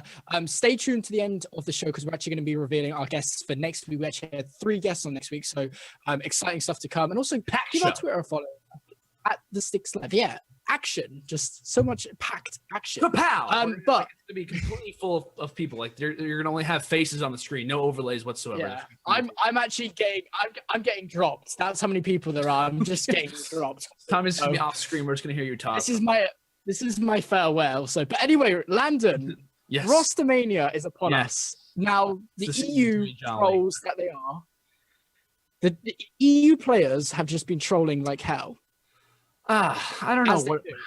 I'm not a fan with that. I mean, I know Goalie is not either. Any people who do follow the competitive scene, in some ways, like Grant, like you have to be funny at certain points. You can totally respect when someone's trying to be funny on social media. But when it comes down to roster changes, when it comes down to that season, you do in some ways have to respect the fans, respect people who are following you, because they will literally, some people will literally take everything that you say and totally believe it. That's the sad part. That actually happens. So, for example, if Scump, for example, tweets out and says, you know what, I've left the topic, of course he's not going to do that. But if a troll like that happens, there's going to be a very high percentage of people who will actually believe that. And that it's sad to believe that. Yeah, sadly. It does happen. Things like that do happen. So, EU pro players who are doing this right now, let's calm her down. Bance, I saw it. Simmer down a little bit. I think Mad Cat did it as well. I fully expected for Mad Cat. I did not expect it for Bance. I thought Bance would be better, to be honest. I was okay. A little bit disappointed. Right, I never spoke to him, never heard him talk, but I was a little bit disappointed in his behavior, to be honest. You're like his parent. You're disappointed with him. But right. I'm going to be honest with you guys. I don't like to kind of tease. There is definitely roster changes on the way. That's what I will say, okay? Okay, wait a second. Not to interrupt you. I just totally interrupted you. Goalie just you totally right. Fab broke up. Is that true? Yeah. Fab broke up just now. Yeah, Fab broke up about 30 minutes ago. Now, 30 minutes ago. I want to know. There you go. Goalie, I saw Watson say he's on the roster. Is that actually true, or was he trolling? I don't freaking know, man. Can they hear you, Goalie? Yes. Okay. I think it's a troll because if anyone that doesn't know EU CWL, Watson actually qualified with Exertus into the Pro Division. So I'd be surprised to see him go to Fab, who aren't in the Pro Division. Makes no real sense. But either way, as requested by a lot of people, I think it's only right that we start by talking about Envy. Everyone wants to know about Envy. What is going on with them? They're obviously having some complications. I think me and you are at an agreement that they should make a roster change. We obviously don't know if they are going to make a roster change. We can't read minds. Just ring up Tasmo, be like, hey mate, who you picking up? And like tell you all, but we can't do that, sadly. But we can speculate and kind of potentially look at who they can pick up. And as always with roster changes, if you're new to RosterMania, buckle in because it is a long, bumpy road. Because one roster change basically has a domino effect where you'll have one player go to one roster, and then obviously they'll drop one player, and that player will go somewhere else, and it goes all over the place. So you got to be prepared. You got to keep up to date. Mr. RosterMania himself, Landon, obviously does a great job at keeping you up to date with what happens. I'm sure he will, as well as I'll try and as well. But Envy, what do you think is the problem? Because Aches obviously mid-season got dropped for Havoc. Then they re-pick him up. Now, is Aches the problem, or what is your opinion? I think whenever you look at Envious at their current position right now, regardless, I mean, you can, like I said, totally keep in mind the event that happened this past weekend where they ended up losing in a pretty surprising fashion, first round to Elevate. You have to keep things like that in mind and realize that, you know what, this team it wasn't like this roster was struggling the entire season. It wasn't like a DT story. It wasn't like a CLG story where, you know, they were struggling, they made a roster change, or, you know, certain things like that happened. Was the fact that they started off being one of the best teams in the game. And in some cases, in a lot of people's opinion, even mine for a short time, believed to be a top 2, top 3 team. And for that to no longer actually be happening, and for them to, in some ways, like I can look at their record that they actually suffered, some of the recent losses that they had. So, and losing, once that whole thing with Aches ended up happening, they ended up adding on Havoc. They lose to Elevate, lose to Rise Game 5. And then since adding him back, they end up losing to LG and CLG and DT. So losing to both CLG and DT, who were both relegated, bottom 4 teams in the league, right, shows something happened. It wasn't like it was a close game. They got 3-0'd by CLG. They got 3-1 by DT. So online, I'm thinking there's going to be some issues with this Envious roster coming onto land. And what does that stem from? That stems from the arguments that kind of occurred midway through the season, maybe even a little bit before the season started, with Aches and Slasher. And the thing to mention with Aches and Slasher, this is not the first time that these guys have argued. Back on FaZe when they were competing in Advanced Warfare, why they did win. They had some success, like I mentioned. You know, yeah, early on, they've had success. They argued and won. Like they won. They did. I don't know. OG. They won with Censor. I mean, that's saying something. So I'm sorry. I'm sorry. I should have said it. I'm sorry. I'm taking shots. But it's rude. Right. So this FaZe roster, there's got to be some sort of a train. There's clearly, it's like a jigsaw. It clearly does not fit. The puzzles do not match. And one way or another, something's got to change. I think for a lot of Envy fans that, you know, have seen their team really struggle throughout AW, and then coming into Big 3. I mean, we had a completely different mindset of this team going into University of South Carolina. They had the #1 seed. They'd only lost, I think, 2 games or series even, and we had a completely different mindset. Now, somewhere between there and here, they've had a lot of problems. Now, obviously, we talk about Havoc replacing Aches, and then Aches coming back on the roster. That's obviously going to complicate chemistry and stuff. But the question I have to ask you, and we've seen it in the past, if, say, Envy wanted to drop TP or Aches, are they not a package? Do they not go together? That's a good question to be asking. And to be honest, the way you can find that out is by tuning into Teep's stream and asking him donating him question. No, I'm just kidding. But no, I think in some ways the question is with Aches and Teep is I don't really know where their chemistry is at right now. I know when it comes down, and I've even seen TP mention this on the stream constantly, his best competitive friend at times has been Aches, but personally they know nothing about one another, which is kind of surprising. Like, and this is him. I've seen him mention this on stream before, and maybe even some of you guys. I know I recognize a couple of you guys from a lot of Envious streams. Is that TP mentioned this? He says, "You know what? I'm really good friends with Pat in game, out of game. I don't know a thing about him. I don't know a single thing about him." So when it comes down to roster moves, you've seen a couple times where they want to form together. You saw on TCM. Actually, in Advanced Warfare, they teamed up. It was like, oh my gosh, the roster, not really the roster, but the best duo of all time is coming back together again, at least as far as championships go. Teaming with Jerd, good old Ireland. Jerd, of course. Great player in his own regard. But they didn't really have a whole lot of success, as everyone knows. Split apart, ended up coming back together. I think Aches goes over to Rise for like MLG World Finals or something like that. Plays with like Burnsoff and those guys and stuff. But either way, though, you look at this team. Does Aches, for example, if he does get released, which I think something involving him will happen, does TP go along with him? I think, honestly, what this is going to come down to is in the Envy organization sitting down, whether it's in a call or even in person, and saying and kind of talking to one another and saying, you know what, where do we go from here? What are we looking at? What are our options? Because maybe he wants to stay with Envy. And in some ways, it really wouldn't be that bad of a spot because how talented they really are. Now, Aches is a great player in his own regard, provides a lot of positive things at times. You've even seen him when he came back on the roster for a short time. He was the most positive person I've ever heard. And maybe that was actually right after Havoc had been subbing in for them in 25Ks and stuff like that. In my opinion, and I don't know this for sure, I think Teep would prefer to stay on the Envious roster alongside of Cap, maybe alongside of Slasher. I'm not sure what the future holds with those guys. I think Slasher's a fantastic young talent. Cap's having a great game in Black Ops 3 as well, especially coming from Advanced Warfare, which wasn't his best. If Ix does end up getting released, he did bring COD champs. Come on, he did bring COD champs. COD champs, but I mean, it's a fluke. Everyone knows COD champs was a fluke. It's a fluke. But no, I think if it comes down to it, Ix gets released. Teep, what would you like to do in this situation? If the position was given to Teep right now and saying, you know what, Ix is gone, what are you going to do? I think Teep would easily stay with Envious in that situation, unless Ix could persuade him into going to a certain roster, which I don't think Ix has a plan at this current point. No one really does at this point either. I mean, everyone's coming back from the event. Everyone's got that on their minds. But once they get home, and honestly, in the next couple of days, probably even toward the end of today, tomorrow, the next days after that following, that's when it's time to follow. That's when it's time to kind of watch Twitter and stuff like that and realize that these things are going to happen. It's just a matter of time. And I don't know how, to me, this will either be probably one of the biggest roster moves that we've seen in a very long time, or it'll be probably one of the smaller ones. It'd be happening like 2 or 3 teams, but it does have that capability. I think a lot of this could stem from Envy, who is definitely on the market for probably making a change. I would say they're, out of all these teams, they're probably my top 2, top 3 to make a change without a doubt. So. Yeah, just to wrap up and give my opinion. Absolutely. I just want to kind of reflect back on Ghost. Not Ghost, AW. What am I about? We had this exact same scenario with Envy. They had Clay and Jacob at the time. I can't remember who they were with, but that's not the point. The point is Clay and Jacob on the team. They weren't performing the way we knew they could. And it was just a case of the players they had did not mesh. The roles they were doing did not mesh. All of a sudden, they go over to Denial and obviously Booth.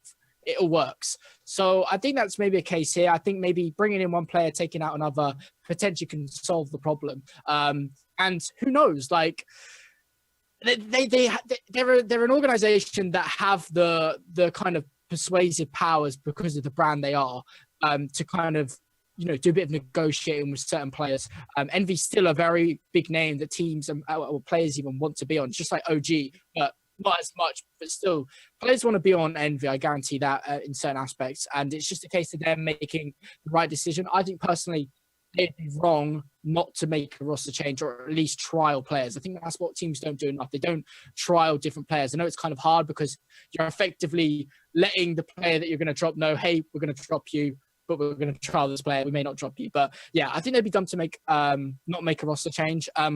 Moving on from Envy, though, because I know there's a bunch of other teams that people want to us to talk about. Inside the top 6, another team I want to talk about is Complexity. Didn't have the greatest performance, obviously, at playoffs, although they only played one series. It was against FaZe. A lot of things didn't go in their favor, ultimately. I personally believe that if they want to truly contend for that top 4, they need to make a change. I think they've shown aspects of being able to, but they just lack that consistency, especially towards the end of the season. I think they had weeks where they went 0-2, 1-1, and ultimately finished mid-table and had a bad seed, obviously going to playoffs, played FaZe, and got knocked out. Who they drop, I honestly don't know. I mean, we both know it all comes down to who they can get, because they have to do some negotiating with certain teams. And potentially, I don't know what your opinion is, but could we see a trade between maybe Envy and Complexity or another team? Are we online, by the way? Are we? My stream just shut down, by the way. I'm sorry. I was listening to you. I was just making sure. Because my stream just shut down to make sure that we are good. If we're having issues, it's on Twitch's end. Is it? Okay. Either way, though. We'll see as the chat goes on. I apologize for interrupting. I just saw that and I was like, I want to make sure that everything's good. Talking about complexity, consistency. In my opinion, as far as things go with complexity, as far as their overall roster goes right now, I think this is a good point that you mentioned, Tommy, is the fact of consistency. The major issue that complexity has had throughout this entire season is, they're great at search and destroy. Fantastic. We can always guarantee that we're going to have a search victory. But that doesn't always add up to much. Like, granted, yeah, you can win a search. That's fantastic. But when it comes down to other respawns, when it comes down to other game modes, especially facing off against top-tier teams, that's not always going to get you a victory at the end of the day. Taking a look at their overall records and game types, they were 12-10 in hardpoint. Not too bad. It's not the greatest, though. They were 16 and 15 search and destroy, 6 and 17 in uplink, and 7 and 8 when it came down to CTF. So off the bat, uplink, not a good game type for them. That game type specifically is all about slaying, in my opinion. I think honestly, uplink is more important about slaying than actually hardpoint is in some cases. Not always, but it does definitely show itself if you do rotate. If you do get a couple clutch kills in here and there, you can grab a lot of time when it comes down to hardpoint. Uplink though, that's where it shows. That's where it shows the slaying power from either side. Normally, the better slaying team wins that almost every time. And I think, honestly, the most realistic change that I can see Complexity going for, and Complexity is a group of guys who like playing with one another. I think Paranoia mentioned it perfectly when he was talking about Miracles. Miracles is highly underrated. I think he's a fantastic player for this squad. Parasite's a great leader in his own regard. Ricky's very talented as well. I think one player that you do have to look at is going to be Nameless. Now, granted, based on performance, unless he was playing out of his mind, if he was playing like one of the best players in the game, then in some ways, I think they look towards someone else. But I think based on how this roster formed with one another, kind of being together before that Nameless came along, I think he's the guy to be looking at in some cases if Complexity does make a roster change. Now, it wouldn't be that out of the spectrum to see something different. But I think Complexity, if they do look toward a roster move, they do look toward making a change a little bit, it would be toward him. And he actually does have one of the highest KDs on this team overall, right behind Parasite with a 1.01. But, overall, these guys are pretty consistent. Search game is great. Uplink is where they lack. And they're overall, I think they just honestly need a great AR Slayer. Who does that come with? Who matches them well? That's just kind of up to you how they see fit. Could we see them pick up someone from like Team Liquid? We know these players on Team Liquid want to get in the league. Merc said, I'm going to try and get in the league. If I don't, potentially I'm retiring. Do you think, I could honestly see someone like Apathy going to that roster? Now, I don't know if that's the right fit for that roster, but you kind of see where I'm going along. There are still, Team Liquid not qualifying in a way, it's a blessing to some of these teams because they know that they need to make changes, and they've got 4 more than adequate players on their doorstep that would more than happily be like, hey, give me a ticket. I'll come. I'm straight away there. Yeah, go ahead. Sorry. I just don't know because I don't see Liquid staying together for starters. I think Apathy summed up in his video. He talked about how, we're all trying to get in the league. Ultimately, if someone offers them a spot, they're not going to say, hey, sorry, I'm sticking with Team Liquid, are they? So it's a case of, do any of the players suit what they're trying to achieve in terms of which player they're trying to get out and which player they're trying to bring in? And if so, going after them, because I guarantee at least, I could honestly see maybe 1 or 2 of these players on Liquid potentially getting into a league team. What sucks for people that are already in the league, but I think that's just the thing, because Team Liquid didn't qualify when maybe they should have, because obviously they choked.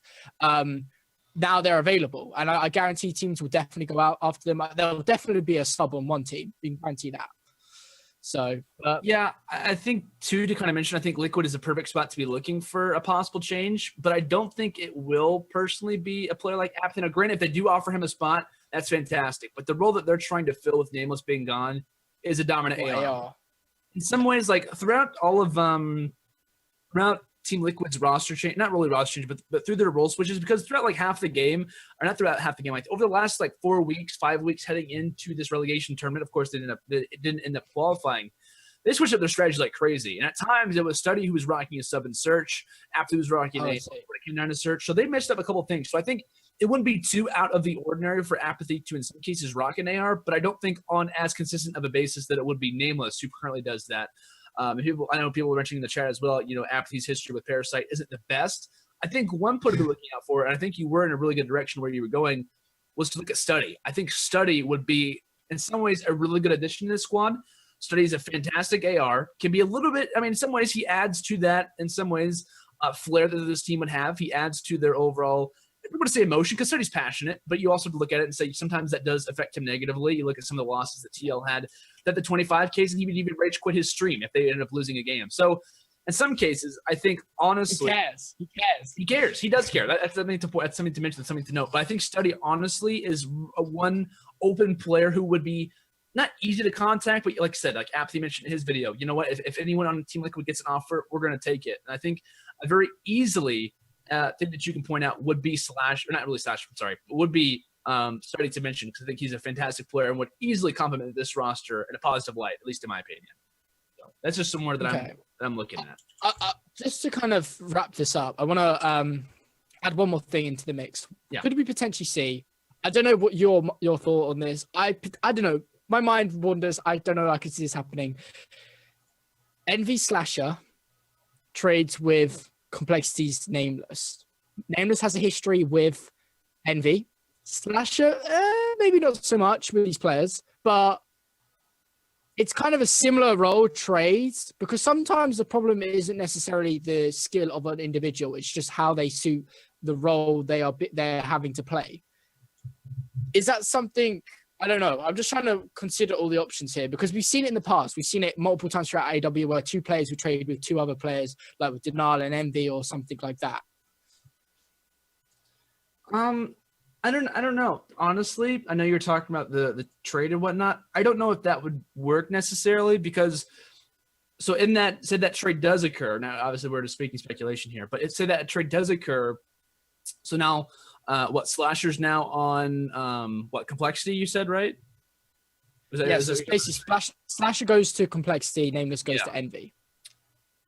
I don't know if that would. I don't really know. I don't think. I don't know if Slasher would work, but Nameless potentially.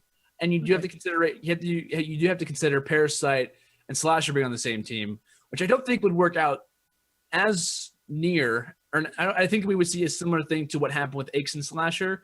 I don't know for sure though. I do see people kind of commenting in the chat about Slasher leaving. Do we know that for sure, Gurley? I'm not sure if that's true or not. Okay. So either way, though, if anyone does have anything, feel free to let us know and stuff like that. But link us in the chat if you can. I think it's a good idea in theory, but I think as far as like both teams feeling comfortable about it, I don't know if that would actually work out too well. That's just my opinion. But no, I mean, anything could happen. Okay. We've seen crazier changes happen before. But I think as far as Slasher going back with his old teammate Parasite wouldn't work out the best. However, I do think they would be a lot better if they do work out their differences. And I don't think that would really benefit Envy in a positive light in some cases, because you are losing a very dominant player in Slasher, who in some ways is kind of a sub player. And I would honestly probably see, I think Aches, if he does stay there, would have to switch back to a sub, which I don't think he would be very happy with, especially adding a new player to the team, which I don't think Aches and Nameless have the best relationship with one another. But I mean, hey, who knows and stuff like that. But I do think crazier things have happened before. I don't know if that would be exactly what they're looking at necessarily, though. But anything could happen. Like I said, it's RosterMania. We've seen crazier things happen before. But anything can happen. I don't know. I think I said like 5 or 6 times by now. But yeah, you are right though. Like as we say, some of these roster changes we don't even think about. They just come out of the blue. So right. And that's what makes it annoying, but at the same time very exciting to see. Like, oh wow, I didn't see that coming. How is this roster going to get on? But let's move away from Envy and I've just completely gone blank. I've brain farted. Who are we talking about? Envy and Cole. Cole. That was such a struggle. I was like, who are we talking about? Anyway, let's move away from them because obviously I can't remember the teams. I want to talk a little about TSM and LG. A lot of people talking about LG in the chat. Obviously, it's very hard. You got to understand that these rosters. There was going to be 4 teams that only played one series and lost that series. So not necessarily that means they have to have a roster change. But in your mind, can you see a roster change coming out of either LG or TSM? Without a doubt, I think for sure we see both these teams. Not for sure, but I think as far as like LG side, I'm pointing this out. I think there is, in some ways, a very good chance that this could happen. I don't know anything, but I think if there was a change that did happen, it would not surprise me at all if we do see both of these teams make a change. TSM is an interesting roster to me because I think they want to stick together. At least I think they want to. Should they make a change? I think they should. Like I said, they have shown some really good moments here and there. I mean, even forcing Optic to a Game 7 in its own regard is impressive. From the side of LG, I think, honestly, you do have to look at players like Replays and Spacely. Look at their overall team KDs. I mean, it was Saints and John who were absolutely dominant throughout the stage 1 as far as slaying goes. John had a 1.04, and Saints was in the top 5 with a 1.13. You look at Replays, 0.87, and Spacely with a 0.88. Now, I want to point out, stats do not tell the whole story. I want to bring that up. But in some cases, you can look at stuff like that and see in some cases who not necessarily is lacking, but isn't providing that missing piece that you could be looking for. As far as ARs go in a Black Ops 3, I think they should be probably one of the most higher KDs of your team. You have to keep in mind as well that Replays coming from Advanced Warfare is more of a I think honestly he was probably the only objective player in Advanced Warfare, besides like literally, who was literally only inside of the hill, was doing anything possible to just sit in the hill, maybe even Sensor Q. But besides that, though, I mean, he's switching roles. You have to keep that in mind. But switching back to an AR, I think, was a good position for him. But him and Spacely, in some ways, had they had a higher KD, could they have provided a number of different things coming into their regular matches? You know, their uplink game was not very good at all. 8-14, their search wasn't very good either. Who did they add to this roster? I'm not really sure, but you do have to keep in mind as well that Replays wasn't necessarily providing as higher of a stat line as I was probably predicting heading into this season.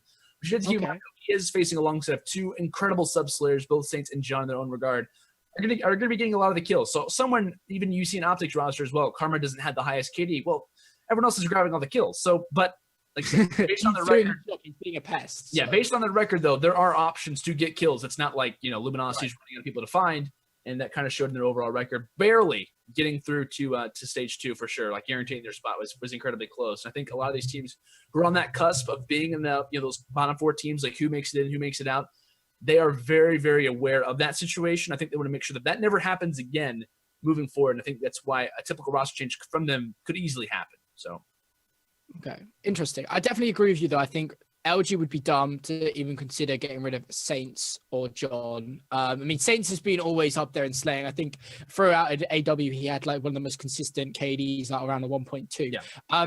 Moving aside from LG, TSM, a lot of people in the chat, I don't disagree. In terms of, obviously Ivy came in as a replacement for Proofy. Now, is that a permanent replacement though, or was that, hey, we're going to use you, and then potentially now we're going to consider our options? You know, the players that obviously have not qualified. You've got, you know, C9 Eclipse, you've got CLG Team Liquid, as we talked about, and TK as well. You've got great players in TK as well that you can go for as well. So I think they should consider their options. I honestly could see a change out of TSM. I think they're gonna take the confidence of their match against OG. Although they didn't win, they had a very good, you know, battle, and ultimately that was the team that won. So you can't ask for much more than to take the team that won to a game 7 if you're not going to beat them. So I could honestly see Ivy going because he kind of came in as a replacement for Proofy, although they obviously maybe considered him as just kind of, hey, we need someone, you're available, let's do this, and then consider our options at the end of stage 1. What do you think regarding that? Regarding TSM, I don't know. Like, TSM is a team to me that, and I don't know if it's just based on the organization. You have to keep in mind, though, while they did have Proofy on the team for the longest time, whenever Proofy did leave the roster and they substituted Ivy, the amount of role changes that happened in that team, especially regarding with Wheats, and his ability to stay consistent to me was incredibly notable. I think his transition from literally a objective-minded support player that's switching to a hardcore AR, rocking a scythe rather than a heat wave, and kind of transitioning his spot over to Ivy was an incredible transition. I don't think that people give Wheats enough credit. He's a very talented player in this game. As far as like a permanent, like was this a permanent home for Ivy? I think originally they were kind of putting in here as substitute. But him actually, I think he changed his at the other day, which let's not get into the hardcore specifics. Like, oh my gosh, he changed his profile. That can sometimes be happening, though. Sometimes, but in that can provide a little bit of like, you know what, TSM's like, you know what, we'll have Ivy on the team. TSM is a very well-known organization, and once things are done, they're set in stone. It's not, you know, things can happen very, very often. So I don't know if we're going to see a roster change coming out of TSM. I really hope that we do in some cases. KDs that you have to look at in some cases as well. Wheats 0.96, Cold Chain with the 1.01, Pac-Man was with the 0.83, and Ivy actually had the worst KD, tied with Killa at a 0.79. Granted, Ivy is an objective player. He came in regular season. This is regular season. Yeah, this is okay. It's, keep in mind, he didn't play as many maps. Yeah, but him and Killa actually didn't play as many maps, and they did come into the season a little bit sporadic. Ivy is an objective support player, so he's not going to be. It's not at all strange to see an objective player kind of struggling when it comes down to overall KD and getting to that 1.0. But Pac-Man as well, in some cases, has shown his case on LAN. I think Pac-Man's a very talented player. He has kind of been that main AR alongside of Wheats. Cold Chain has been the star of this team. I think that if anything happens with Cold Chain, it'll be the fact of a team wanting him and taking him from TSM. It's not Cold Chain saying, you know what, or it's not TSM turning away him willingly. I'll say that. But I think the players that you have to look at are players like Pac-Man, are players like Ivy. I think Ivy more specifically. Who do they get in that spot, though? That's the hardest part about finding an objective player. It's like, if you want to get if you want to get rid of someone, it's like the first step is, okay, well, who can we get? There's no point just saying we're dropping you if you don't even like. That's what frustrated me when what was it? It was Denial that sold their roster, but it wasn't until like a week or two later that they actually announced. It really frustrates me when like there's no coordination between teams and players. Like, have it already so that you've already got a player ready when you're dropping a player, you know, and even notify that player, say, you know, hey, we're going to drop you at this day. You have X amount of period to obviously find a new roster. We're then going to pick up this player, because otherwise it's all over the place and we just don't know who's going where or whatever. And just sometimes, like with replays on Denial last year, he got dropped from Denial, he got picked back up. He got dropped from Denial, got picked back up. Yeah. Like, it was like a yo-yo. So I honestly was, I don't know, TSM, I really impressed me this weekend, especially Pac-Man, as everyone said, like really, really impressed me. Superb performance out of him. So I'm just excited to see what they do. If they do make a roster change, as you say, who they're going to pick up. A lot of people in the chat saying TSM Goonjar, who knows? But last thing I want to touch on before we do move on, sadly, I'd love to talk about. That would be a really good idea, not to interrupt you. I'm sorry. That's right. Carry on. I think honestly, that would be a very solid pickup. You have to keep in mind, like, it's kind of tasking to want to pick up a player who's already on another team. Teams like TK, teams like CLG, teams like Liquid, teams who didn't make it. What grounds does TK? They are free reign. I consider those guys free agents for the most part. Like I said, Sharps mentioned in his video, if anyone gets an offer from TK, or if any players who are on TK, they get an offer, they're going. Just like Liquid. They get an offer, they're going. So in some cases, players who did not make it season 2, if they get offered a league spot, 9 times out of 10, especially at being season 2, where there's not going to be another season after this, they're gone. Like they're leaving no matter what. I think if Team Liquid was in the same position, which they wouldn't be dumb enough to keep a consistent roster, you know, for this long. But I think if any of those guys would have gotten an offer heading in and realizing that there's only one season left, those guys would have left, even though how talented they were and how close they came. Granted, they ended up losing. I know there's a lot of Liquid fans in the chat. Apologies for you know, kind of a sore spot right there. But I think you do have to look at that and realize in some cases that there are so many spots open in some cases. And if those players who are out there, they are literally out there for the taking. Apathy especially. I think Apathy, to me, from Team Liquid, not trying to branch off into other things, but I think Apathy is going to have a lot of options. Sub player, my opinion, probably top 5 sub player right now in the game. Very smart-minded, not someone that is hard to get along with. But I think when it comes down to him overall, he is going to make or break certain rosters based on his decisions. So, okay. You heard it here first. Landon has called it. Right. Wow. Sadly, I'm just kidding. Sadly, we do have to move on from roster changes because we are slightly behind schedule. But I just want to bring up one more thing. I want just like 1 or 2 sentences from you. King Pappy. They are blatantly going to be picked up by an organization, just like question mark. Which organization does it? Because like there's been talks of Denial coming back, or does Liquid now pick them up? Does CLG pick them up? Where is this roster going to? Because they said on Twitter they're sticking together, but then in saying that, what's to stop an org picking them up and then picking up an Apathy or a Goonjar or a Neslo or a whoever? Well, I think when they said that, they mean like they're sticking together as a roster, not because King Poppy's not an organization. Like King Poppy isn't like a team. Yeah, it's just like a certain. I think it's just a name. Yeah, I think it's just like one of their friends on Twitter, something who has that ad or something like that. I'm not really sure the whole specifics behind it. Either way, though, as far as King Poppy goes for right now, I mean, granted, I'm not really sure. That's kind of like for example, if Apathy doesn't find a spot, if these guys who are incredibly talented don't find a spot, and King Poppy's like, hey, you guys want a spot? Like, you guys want to play with our team? I think that's like their very, very last option. Like, that's like their last opportunity that they're going to take right now. As far as King Poppy goes, you can't really generate anything that's going to happen with them because we don't really know how they play. Honestly, I don't really know the players as well as I do with everyone else. Everyone's kind of predicting like, oh, in 22 season, they don't win a map. They pull a Pulse. They pull an Exile 5. I don't think that'll happen. I mean, based on the roster right now, I can't really say anything because we have not seen them play online yet as on a consistent basis that we have everyone else. But if they do make a change, I think it'll come maybe a couple weeks after the season starts. I think they're going to want to stick with this team. I think these guys are pretty confident. They're just happy that they qualified. Like, this is by far the Cinderella story of the relegation that this team made it through, at least in their opinions, of course. So with that happening, really unfortunate that TK didn't make it through. But as far as King Poppy goes for right now, I think they're feeling good. I don't think they're going to make any changes. If they do, first player that goes is probably Examples, in my opinion, based on one match that happened on LAN. Based on one match that happened on LAN, I want to point that out. That is the player that in some cases, because he did have a couple of shaky issues here and there. But regardless, though, I think they'll try to stick it out as long as they can. And like I mentioned earlier, if something does happen with this team, I think it'll happen longer down the line. Okay, interesting. Well, ultimately, we will keep you up to date with what happens next week. I guarantee by the time we get around to next week, we'll be talking about whatever. But we're going to move on. Merc retiring, what someone said in the chat.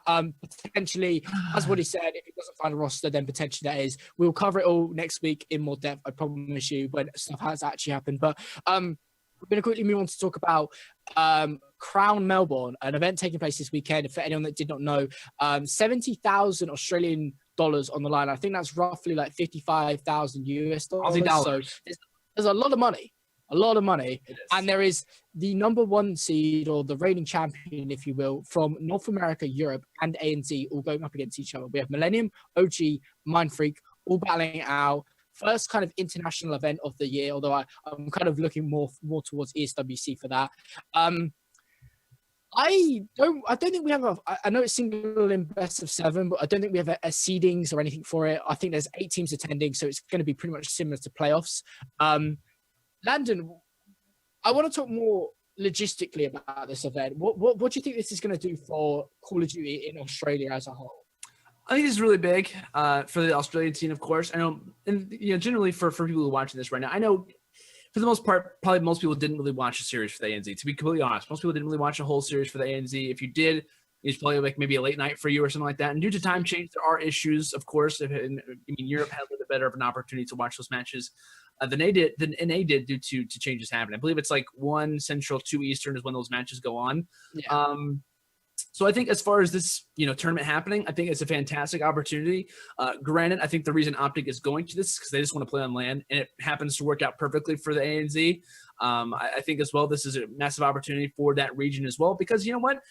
I think Mr. X mentioned this, I think it was like maybe a couple months ago. In Black Ops 2, heading into Black Ops 2, these guys were playing Pro Mod S&D on Black Ops 2. They were not playing anything competitive.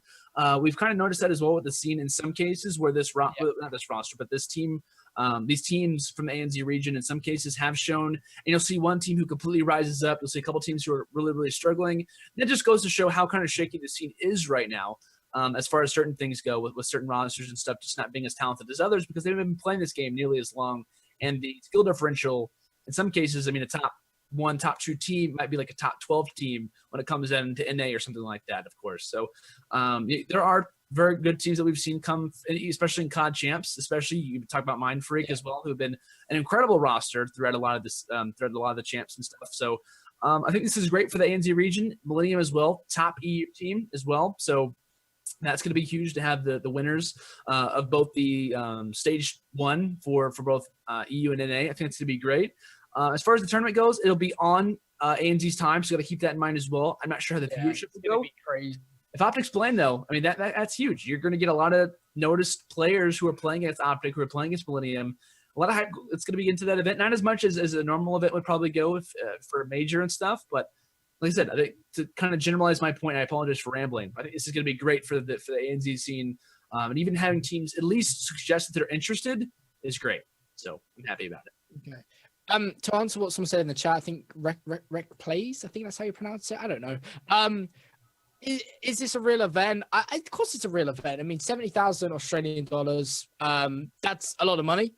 Yes, I know people are saying it's maybe not a real event because 6 out of the 8 teams are obviously Australian, but you have to realize, look at the bigger picture here. Like this region is the least developed, if you will. And as Landon said, they weren't even playing the correct CWL rule sets so long ago.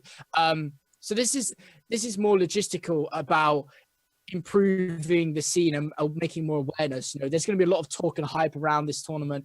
And going forward, hopefully we can encourage more players, because ultimately, for Call of Duty really to skyrocket, we have to do similar things to other esports and make it global. We have to, expand it to all the 4 corners of the globe and to every region. And I mean, that's what they've been doing in Asia, the ESL, CWL Asia Cups and stuff. There was obviously the Canadian $50,000 championship. There's also all sorts of different things that I think has gone on a bit unnoticed on ESL and Activision's part and Treyarch's part, that are just ultimately making people more aware of Call of Duty, that it is an esport, you can play in it.